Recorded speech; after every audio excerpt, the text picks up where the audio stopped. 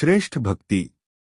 आपली भक्ती इतकी श्रेष्ठ असावी की देवांनाही वाटावं, याला भेटायला आपणच जावं. भक्ती म्हणजे केवळ हात जोडून उभं राहणं नाही, ती मनाची अवस्था असते जिथे अपेक्षा नसतात, तक्रारी नसतात, फक्त नितळ विश्वास असतो. खरी भक्ती देवाला सांगत नाही मला काय हवंय, तर स्वतःला शिकवते मला काय व्हायचंय. ती संकटात देवाला दोष देत नाही, तर त्या संकटालाच प्रसाद मानते.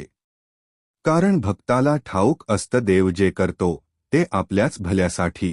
इतिहास साक्षी आहे. मीरा, तुकाराम, त्यांनी देवाला शोधलं नाही, त्यांच्या भक्तीतून देवच प्रकट झाला. कारण त्यांची भक्ती दिखाव्याची नव्हती, ती जगण्यात उतरलेली होती. आपली भक्ती इतकी प्रामाणिक असावी की देवाला आरतीची गरज भासू नये, आपल्या आचरणातूनच त्याला समाधान मिळावं. आपल्या वागण्यात करुणा, शब्दांत सत्य आणि कृतीत प्रेम असावं. जेव्हा भक्ती अहंकार विसरते तेव्हाच देव जवळ येतो.